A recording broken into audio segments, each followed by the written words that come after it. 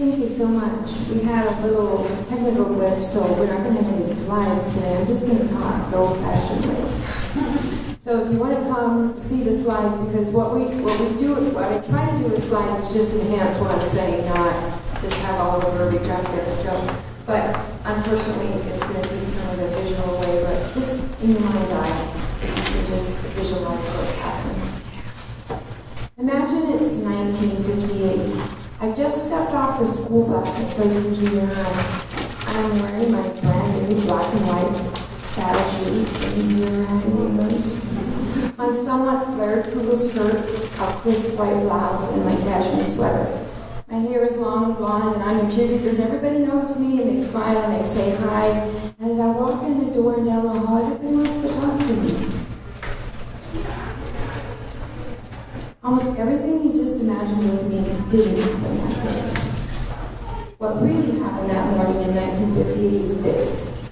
I wasn't wearing saddle shoes, no poodle skirt for me, no cashmere sweater, because my family couldn't afford to buy such things that other girls had.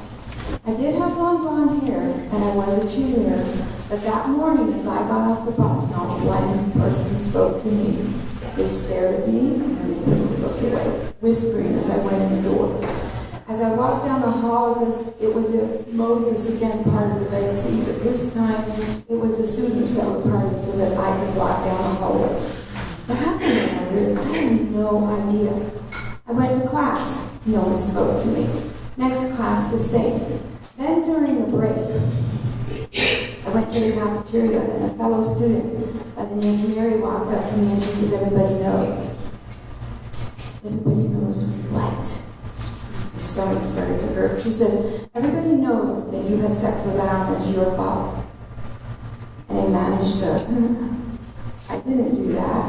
And I literally said, "My father's a pastor. I wouldn't do something like that." She looked at me and she said, "Oh, yes, you did." And she walked away. I felt like I'd been punched in the stomach. I almost fainted. I managed, like I say, to stand up, but just barely. And at lunchtime, I found out at his locker, and he too turned around and walked away. After school, I went home. I crawled into my bed, and apart from getting out to get a drink of water and maybe a bite to eat, to use the bathroom, I didn't get out of bed for a whole week. I told my mom I was sick and I wasn't going to school, and she didn't ask any questions. As I lay in my bed, I thought about what had gotten me to this time in history, in my history. Well, it all began pretty innocently. Al started flirting with me, but soon he tried to sweet talk me into having sex with him. And I said, "No, I'm not interested." Not only did he have a girlfriend, his girlfriend was the most popular girl in school, and there was no way I was messing with that. But then he became insistent. And I still said, "No, I'm not interested." And then, him being an upperclassman, a bully, he became aggressive, manipulative, and worse than that, he began to threaten me. If I didn't do exactly what he wanted me to do, he was going to do, and he just did off what he was going to do. And to this day, I'm still not sure what he said that convinced my then 13-year-old brain that the only answer I could give him was a yes. But I was afraid. I was afraid if I told that I would be the one that would be in trouble. And more than anything, I was afraid that he was going to carry through with his threats. By the time that fateful day in 1958 happened, the abuse had been going on for some months, and as I lay there in bed, I considered taking my life. I thought of running away and becoming a prostitute because I thought that's all I lived for. Remember, this was also the 50s. In the end, I decided that no matter what, I really didn't want to live. I thought if I run away, the police are going to get me, and they're going to bring me back home, and they're going to force me to go to school. So I might as well get out of bed, hold my head up high, my shoulders back, and go to school, even if nobody was going to speak to me the rest of that school year. And I'll tell you this story for a number of reasons. Reason one was obvious. I'm no longer a teenager.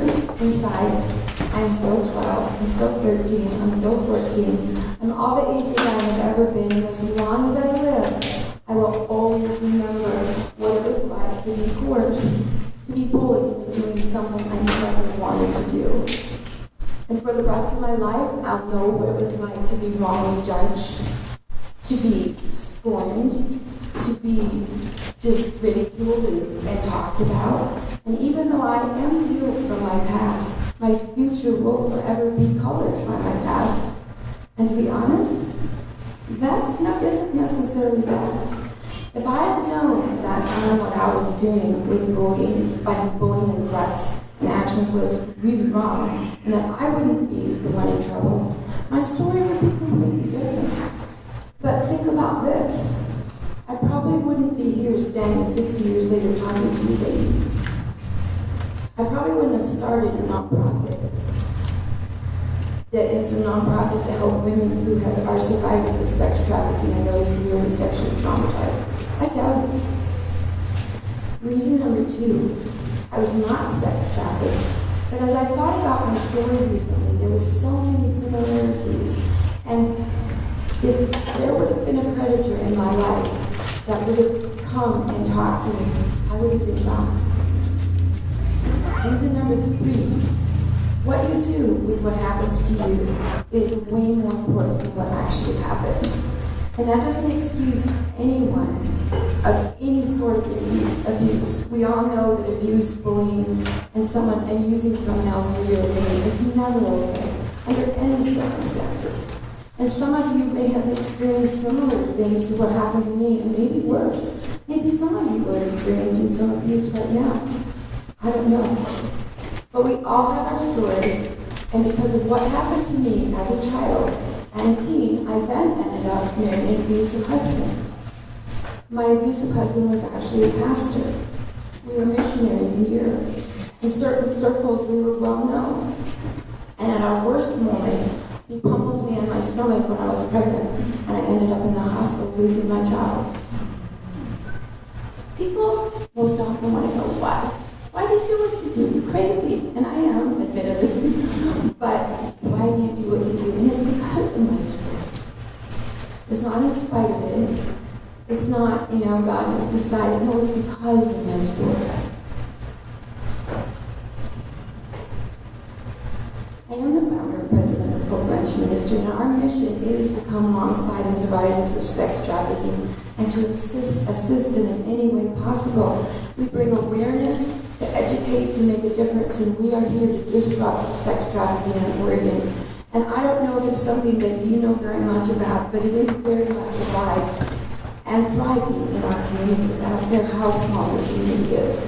So today I'm going to tell you a little bit about sex trafficking, what we do at Hope Ranch, and how you can make a difference in protecting the vulnerable amongst you, and how God can use your story in spite of your story.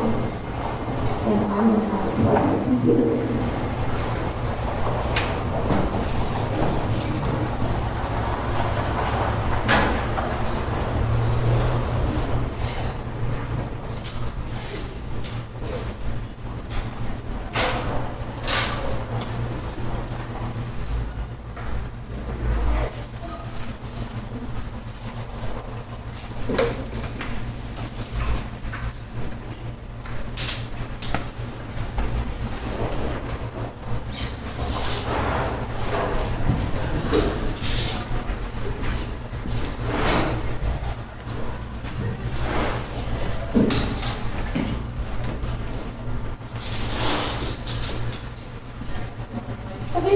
Are you all conservative Baptists? This is a conservative Baptist camp, right? Oh, okay. So you're not necessarily from Baptist churches. I just wondered if anybody here has been around long enough to know who Ben Janz is. He used to be a pastor, conservative Baptist pastor, actually. That's who my father was, my father. He's long gone now, but he actually retired when he was 91 years old from preaching. So I'm trying to get for at least 91. So 9 years ago, I knew almost nothing about sex trafficking. I thought it was in some other countries, somebody else's children. It was not my problem. Then I saw a documentary about young women being brought into our country, young women and girls that I had, being brought into our country for the purpose of sex trafficking. I still thought, it's not my problem. About that time, my life as I knew it completely exploded. I did lose my parents. I lost other important people to me through death and through suicide. I ended up in the hospital and I almost lost my own body. And in the course of the year, it took me to regain my health. I lost my sources of income. I lost my marriage. I lost my savings, and I had to sell personal possessions to pay bills, and my dog died. I am a Canadian, and at that time I thought, I'm just going to go back to Canada and just lick my wounds. Some of you may wonder why I'm not headed that way now, but I love the U.S., and I love being here. But I was there about just a month or so, and I thought, this is not where I'm supposed to be. And so I came back to the U.S. after I'd been there for about 6 months, and I decided to go visit my children in California. And while there, I stopped in Springfield, a friend of mine, and she said, if you're going down there, you've got to go to the LA Dream Center. So I did. When she told me what it was about, and when I went there, I knew I had to go volunteer there. I thought maybe I'd sweep floors, clean toilets. I really didn't care. My purpose in going there was really to learn to be a servant and really to learn to know God in a more intimate and better way. And so I went, and much to my surprise, they put me on the floor for survivors of sex trafficking. I didn't even know they had such a floor. And that's where I was, and much to my amazement. There was only one girl there from another country, and not that they're important, they're equally as important, but at that time in my brain, they somehow weren't. But what I saw was that there was only one girl that was from another country, all the rest were from the U.S. After being there about a month, I sat down across the table from this young woman who was telling me her story. She was an American citizen, and at about the age of 5, her parents first sold her to a John for him to have sex with her. Then at 10, they sold her to a pimp, to a trafficker, and she was under his control for about the next 10, 15 years. And as I sat there and listened to her story, and I just was staring at her because I didn't want to miss one single nuance of one emotion or one little part of her story. And suddenly, as I was looking at her and staring into her eyes, I saw her little girl eyes. I saw her 5-year-old eyes.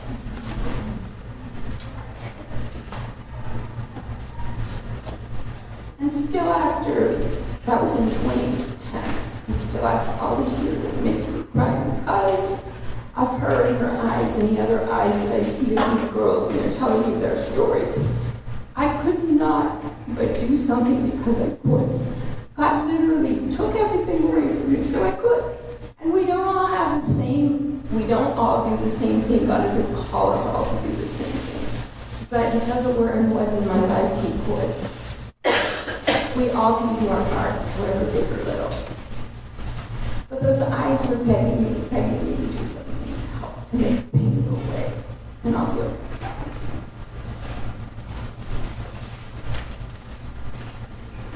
So Rabbi Miles, who's in, I think he's the president of the Polaris Project, it's a prophet out of DC, and they have actually a hotline that some of you may have even seen advertised around. But he said that there's 3 buckets of human trafficking. One is for kids under 18 who have been forced into the commercial sex trade, and then we have those under 18, over 18, who have been coerced through violence and through other ways of being trafficked, and then everyone else that's working against their will. And today I'm only going to briefly address the first 2 buckets. So by definition, sex trafficking is a way to exploit people. People are sold and bought and traded like slaves. It occurs when someone uses force, fraud, or coercion to cause a commercial sex act. And what's a commercial sex act? It includes prostitution, pornography, and any sexual performance given in exchange for anything like food, for lodging, drugs, shelter, clothing, anything that they exchange for sex. Really simply put, it means one person is using another person for their own gain. And the FBI has a crime reporting program, and they've only been taking the statistics for sex trafficking since 2013. And so the statistics out there aren't often very accurate. They are, to me, I think they're always way lower, the estimates are, than what's really going on. But I'm going to give you a few statistics. So worldwide, and including labor trafficking, human trafficking is a $150 billion industry. That is more than 5 times the total income of Starbucks, Nike, and Google combined. And trafficking really can occur anywhere. It's in our cities, in our towns, our neighborhoods, our schools, our group homes, our shelters, malls, parks, on social networking. A victim can be trafficked and never even leave their own home or their family or their community. In the United States, sex trafficking is second only to drugs. And more gangs, more and more predators are becoming involved in human trafficking because they're not as likely to be prosecuted. They're not as likely to be caught because you can hide things. Most things are over the internet. You don't have the drugs carrying with you. They can be used against you. And additionally, of course, a victim can be used over and over and over again. Both females and males are trafficked. The male entry into sex trafficking is between 11 and 13, and for girls it's 12 and 14. An estimated 100 to 300,000 United States children are recruited into sex trafficking every single year. And numbers, like I say, are really difficult to find, but just to put it a little bit in perspective, 300,000 is approximately 3 Super Bowl football stadiums full if they're playing at MetLife Stadium. You know how many people that is? That's a lot of people in our country. So regardless of the number of victims, their numbers are increasing in the U.S. every year. Abolitionists face a growing problem. It's not getting smaller. But more important than the big picture are the victims being served in time. And we are helping, when we're helping a trafficking victim, the most important person is the one. What if it was your child? What if it was your son? What if it was your sister? Wouldn't it make all the difference in the world? And I believe these are our children. These are our brothers and sisters. The FBI states that the average life expectancy of a child once in prostitution is 7 years. And that happens through drugs, through suicide, through murder, through sleep deprivation, extreme stress, severe physical and mental abuse. And so the population of sexually exploited people is not increasing. You think they would be everywhere at the rate that they're being pulled in, but it's because they don't last very long. So there are lots of different pathways for a victim to enter the life, and believe it or not, in Lane County, we're no longer in Lane County here, are we? But in Lane County, a parole officer told me there that fully half of the clients that she had have been trafficked by their parents for drugs. It leaves me speechless too. So if it's happening in Eugene, in Springfield, it might be happening where you live. Youth who are already under the influence of a trafficker go to school, and there they recruit their friends. You have no idea how many girls I have spoken to who have been trafficked, and literally, it's their friends who pull them in. Hey, I've got this cool guy. He'll buy you food. He'll buy you clothes. He'll do this for you. And they're gone. A survivor from Junction City gave sex to a custodian in exchange so that she could have somewhere to sleep. And so a very common scenario in our country is when a man poses as a girl, as a boyfriend, and slowly begins the young girl's allegiance. Have any of you heard of Rebecca Bender? She actually was trafficked out of Eugene. She met her trafficker in a coffee shop. And she is now an abolitionist, and she speaks all over the world, but she's a survivor that's just doing amazing things. That's what he did to her. He met her. She had a young girl. She was a single mom, and he just dined and wined and dined her, and eventually convinced her to move to Vegas with him. False advertising happens. Kids, teenagers are looking for a job. And so it might look innocent, like modeling or dancing, but once there, the job description, of course, changes. If it sounds too good to be true, it is. And kidnapping does happen. Not a lot, but I actually know of 2 or 3 people in Eugene that have actually been kidnapped by traffickers. As we've already mentioned, boys are trafficked as well. This is something that many people don't know because boys will not identify. They don't want to because of the added stigma of being maybe homosexual. And there have been estimates that it could be as high as 35% of all traffic victims in the U.S. are male. And a young homeless girl in Eugene said to me, the boys are way more traumatized by what's happening to them sexually than the girls are. So 1 out of 3 children in the U.S. who run away are approached by a trafficker within 48 hours. Because they're hanging out where the kids run to. Like in Eugene, it's by the library, it's by the bus station, it's the Wow Hall, it's at U of O parties. And they do prey on their vulnerability, and they offer them shelter, they offer them food, they offer them a hamburger, a cheeseburger. And gangs, like I think I've already said, are increasingly turning to selling people over drugs because it's safer. And foster kids, and God bless foster parents. I know it's very, very difficult, but foster kids are often treated like objects. And listen to these statistics. 65% of fosters are homeless at the point that they age out. 50% are incarcerated within 2 years of aging out. 80% of death row inmates are fosters. 50 to 90% of trafficked children are fosters. Tragically, only 1 to 2% are ever rescued. The remainder are written off as runaways, troublemakers, or they're hidden. And that, to me, makes it extremely clear that what we have to do is prevention. And that's part of a lot of what we're about.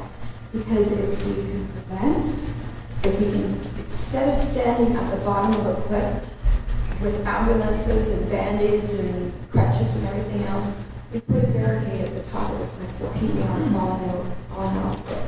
But not long ago, I sat across the table from a young woman. She looked angelic, really. She had long copper hair, just shining, and she had no makeup on, and tears started coming to her eyes, and she said, I was only 13 when I started selling myself, and it didn't take long for the pimps to take advantage of her vulnerability. And this is a young woman who spent all of her life in Eugene. That day, she was talking to me, she said in a moment of great clarity, I felt like I was losing a piece of my soul each and every time I was used. These are not just statistics. These are real people. And they matter, all of them. And sometimes, I don't know about you, but I know that there's been many times when, in the past, when I would be in judgment of people I would see on the street. Maybe they had all kinds of tattoos, maybe all kinds of piercings. I actually see them as badges of courage now, because it's their way of mitigating some of the pain that they're feeling inside. And I used to be so critical of them, so judgmental. And a lot of people say that, well, a girl, when she's 18 and she's making up her decision, she's making her own decision, she's deciding to be a prostitute. The truth is that she wasn't just starting at 18, she probably started at 10, 11, 12, and maybe she was abused when she was a little girl. So I think it's time for us as citizens of this country to really understand that there's some hurting, broken people here. I used to sit in church with tears running down my eyes. I was being abused by the very person that was up there preaching. And so I know some of you are in situations where you wonder, what am I going to do next? How am I going to get some help if there is help? Let's moving on. An FBI agent asked a trafficker where he found girls, and the trafficker told him, I cruise the malls, I look for a girl alone, I walk up to her, and I look her in the eyes, and I say, you have beautiful eyes. If she looks at me and says, thank you, I walk away. If she goes, I don't. He says, I've got her. So I do not ever teach people to walk in fear because you don't have to. If you teach your children that they are loved and that they are valuable and to stand up straight and to say back off and to say thank you and then walk away, pimps don't want them. Traffickers don't want people that are self-aware and that know when to say no and to back off and to know where to go and who they are. But that's the most important thing that we can do for all the young people that are in our lives, is to in some way encourage them and to instill some self-esteem, self-worth into them.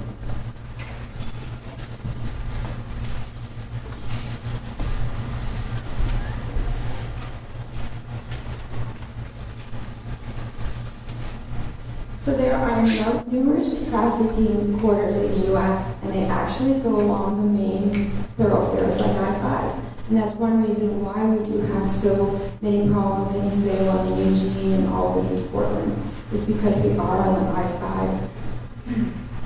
So I want you to do something for me. Can you all stand, please? And raise your right hand.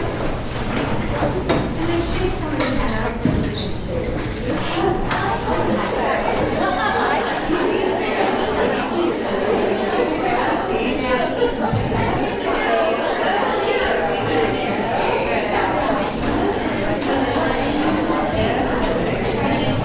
Wow, they're shaking everything.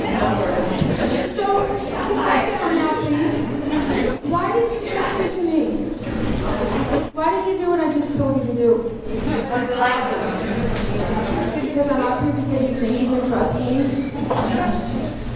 You know that you just participated, were I a nefarious person, in the first step of being groomed. That's how simple it is. Because if you came here every single day for the next month for an hour a day and I could talk to you and I had ulterior motives, do you know that I could lead some of you down some paths that you didn't want to go down? We're like that with humans. We are followers. According to the National Center for Missing and Exploited Children, 33% of victims are trafficked by someone they know, someone they trust. 90% of abusers are known to their victims. And it's because they trust them. It's because they believe that someone they trust will not lead them wrong. Did anybody here not stand up on purpose? I bet next time when somebody tells you that, you might think about it twice. And why? Because you're now aware, you're now educated, right? And that's why it's so important to give prevention education into our churches, into our schools, to teach the parents what to look for. I can't tell you how many parents that call me and they're just in a panic saying, I believe my daughter's being trafficked, this and this is happening. And I say, you're right. But unfortunately, just like my parents didn't notice what was going on with me, we often don't notice until it's too late. And what do we do with kids that are acting out, teenagers? We take things away.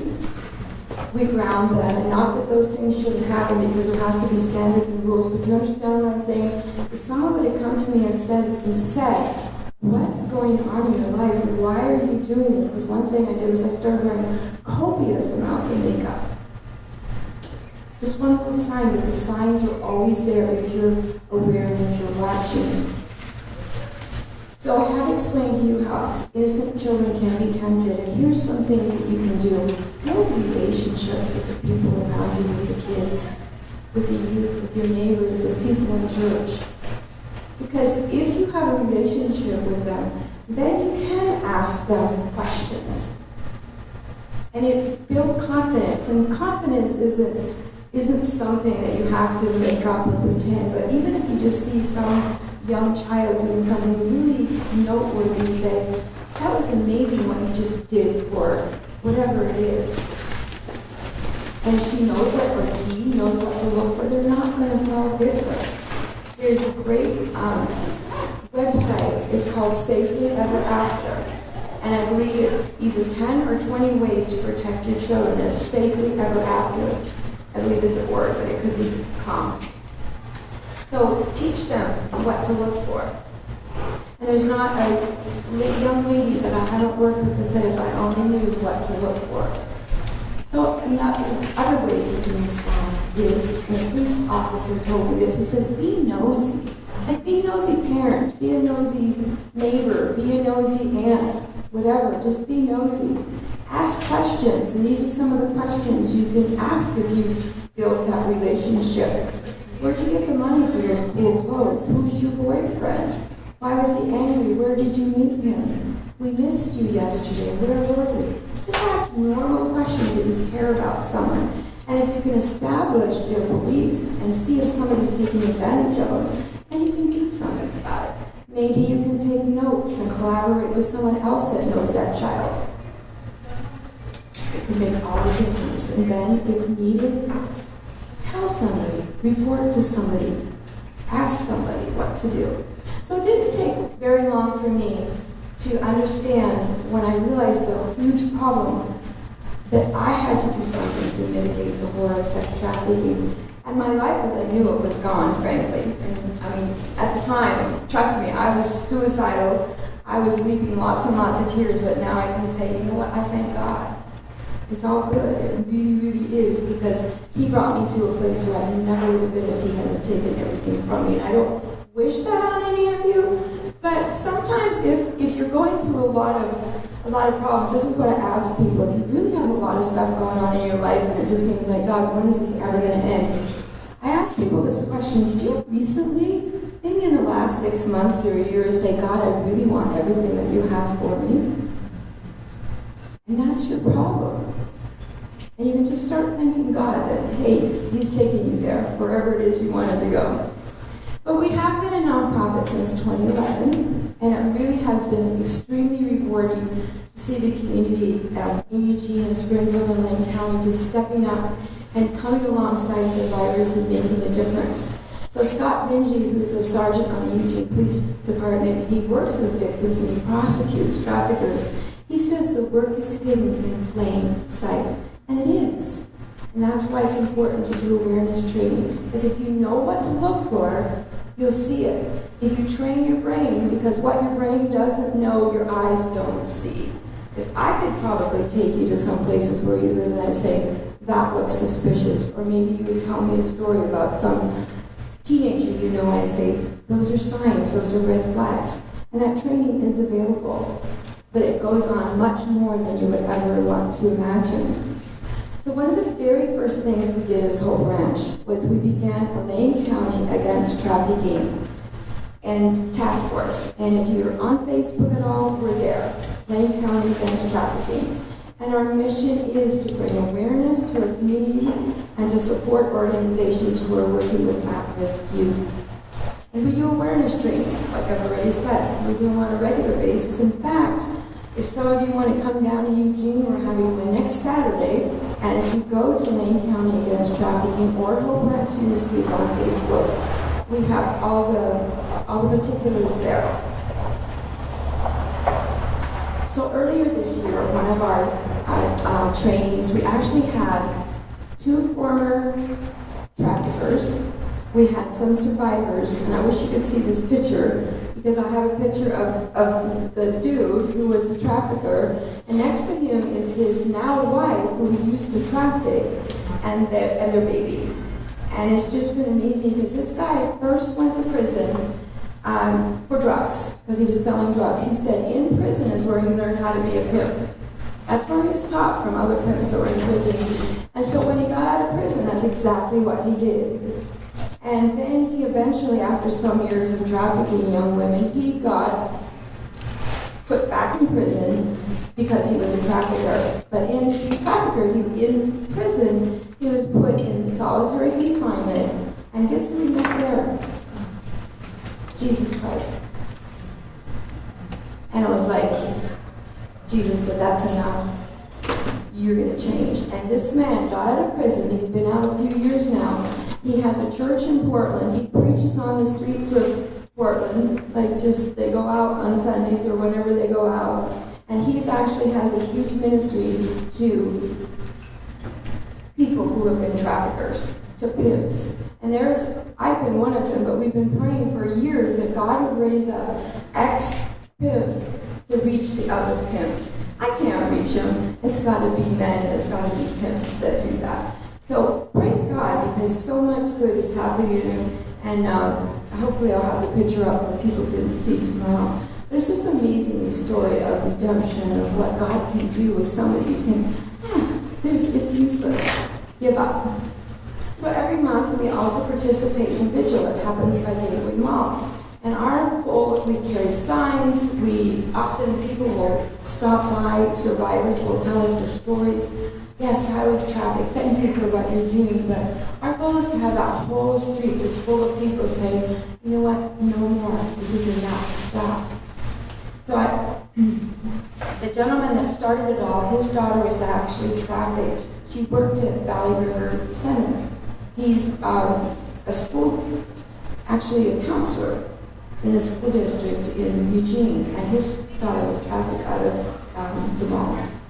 We also have a presence at UofO football games. We have walks downtown in Eugene. We go anywhere, like I say, any sporting events. We just are a presence there. We've taught classes at the UofO, at Lane. We do service clubs, churches, anywhere where anybody will listen, we go. Anybody that will invite us. And then you can't see these pictures, but then there's the survivors, and they're the reason why we do everything. And one of the first young ladies that I worked with, her name was Mackenzie Gambaro, and just the story of how I met her. I got a call on my phone that hadn't been working all day, and suddenly a call goes through. And after this call goes through, my phone again didn't work.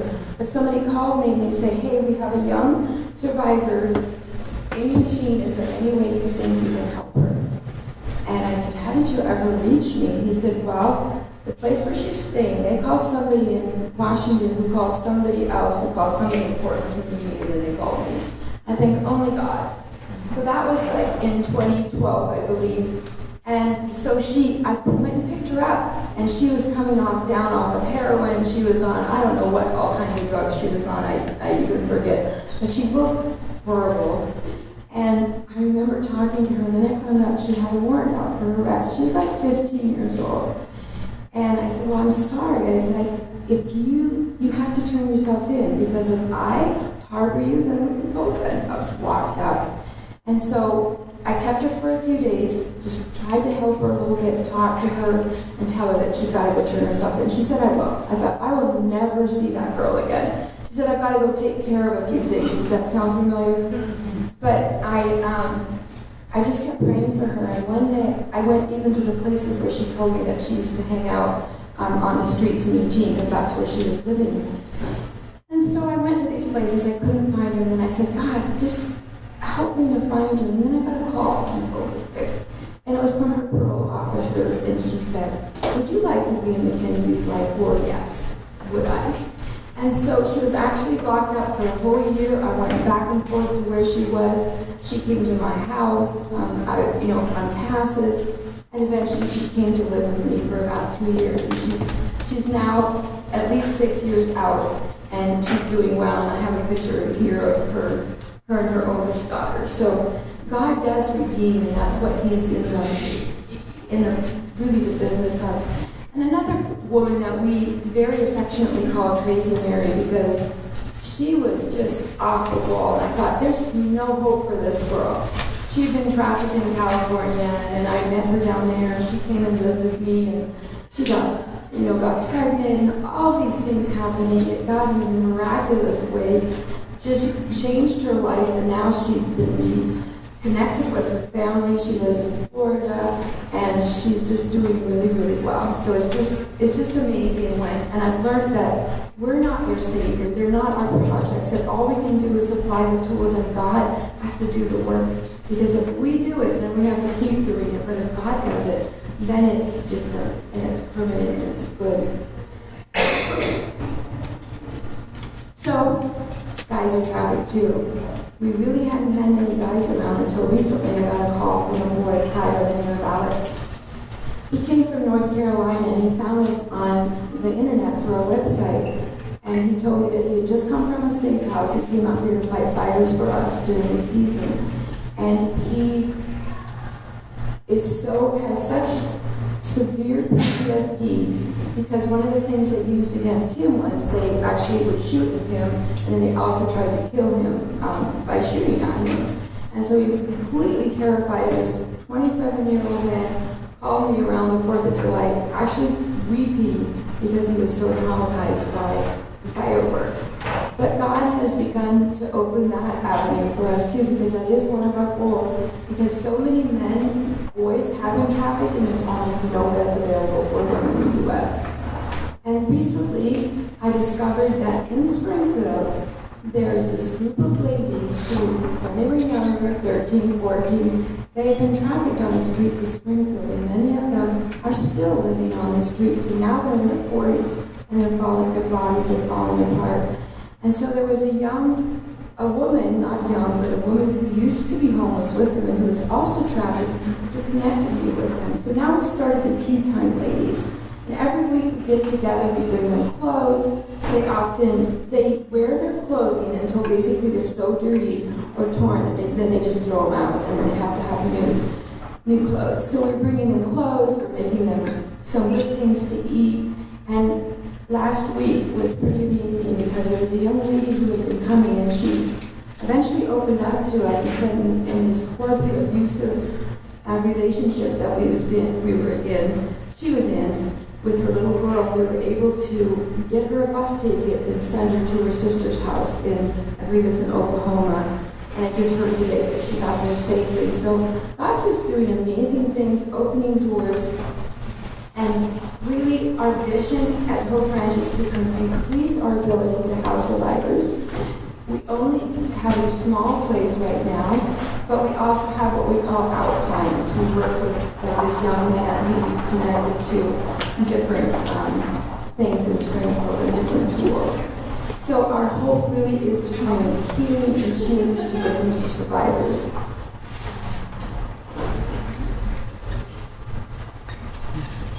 So how I wish I would have been a little bit aware in 1958, but let me tell you the rest of the story. After staying in my bed for a whole week, I did go back to school. But the truth is, nobody spoke to me. People ignored me. It was like I wasn't there. They talked about me.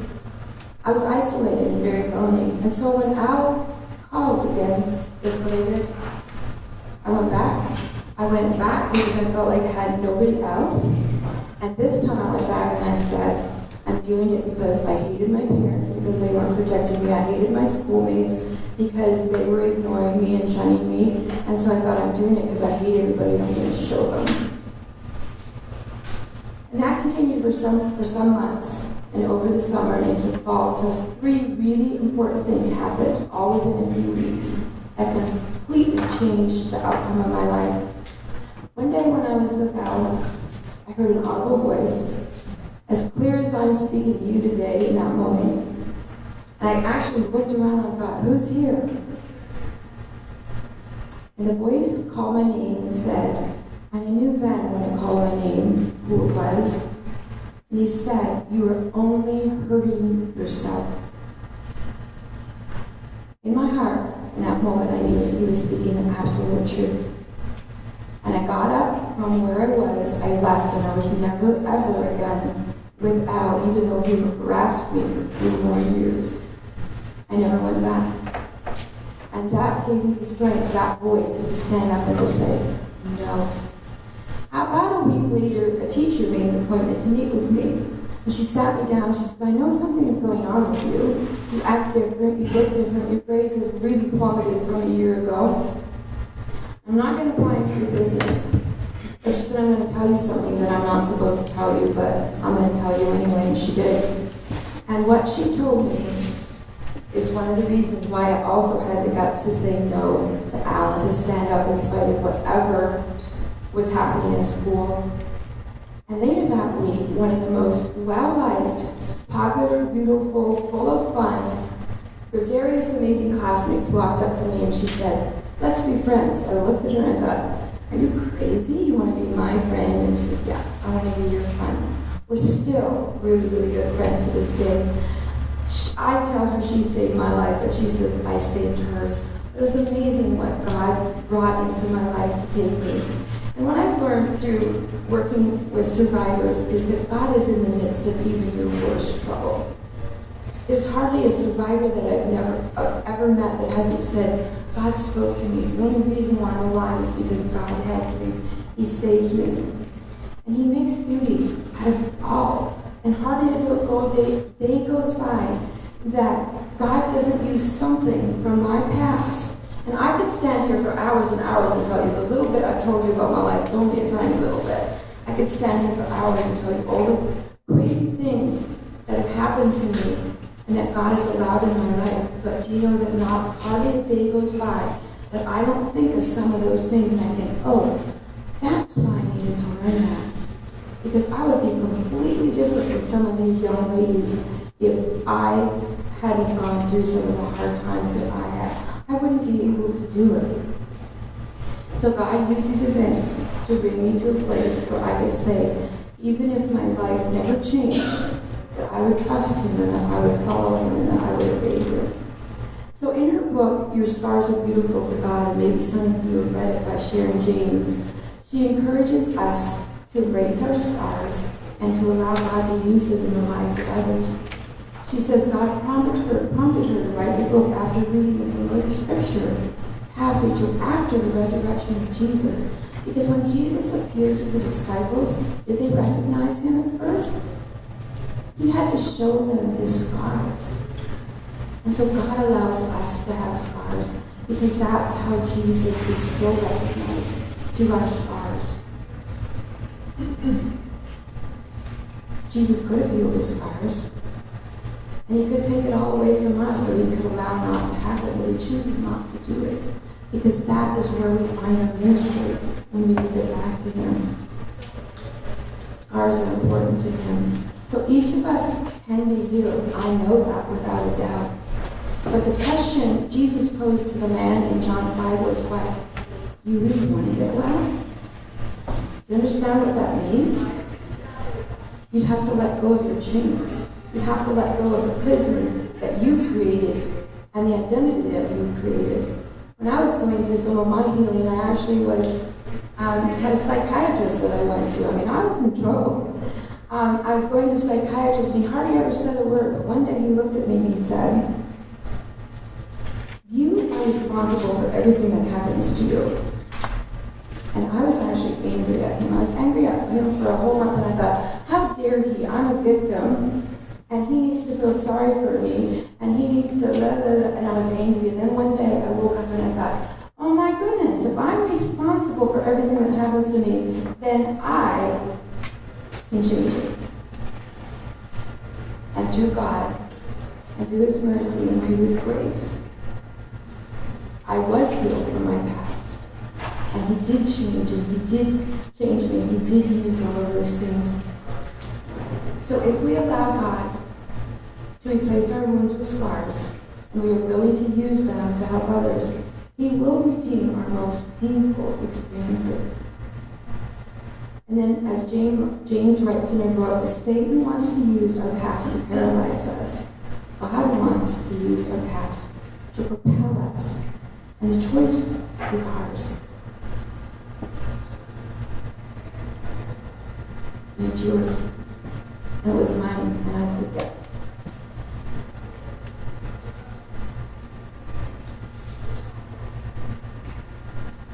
The only thing I have left to say today is God loves us so incredibly. And one of the reasons why He allows pain into our lives is because He loves us. I know that might be hard for some of you to hear. There's a book that was written by a woman who was trafficked. And she said it's called Punished for Purpose. She had unbelievable, horrible things happen to her. But she became healed, and then one day God said to her, I allowed it because you would never be doing what you're doing now if I hadn't taken you through those things. And it's true. God loves us so much that He allows pain. Never doubt that He loves you, no matter what happens to you. And even if your life is filled with pain the rest of your life, God still loves you.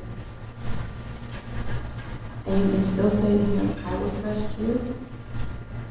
I will obey you no matter what. And that's the place where God wants to bring us to. It's just complete humbleness and submission before him. Just yes. So say yes. You know it's not a one-time thing. Because there's days when I get up and I think, oh my God, I am so sorry. And I just say yes. I have to say yes every day. Because we're human, aren't we? We fall. We get cold. And often when I get that way, God will bring something into my life and I'm like, okay, just get it together here. God is still in control, and he is. We have the horriblest things that are going on in this world, and part of the reason why we're so stressed is because we hear it all and can't do anything about it. But God is in control, and I don't know why I keep saying this, but maybe somebody here needs to hear it. God is in control. Rest in him.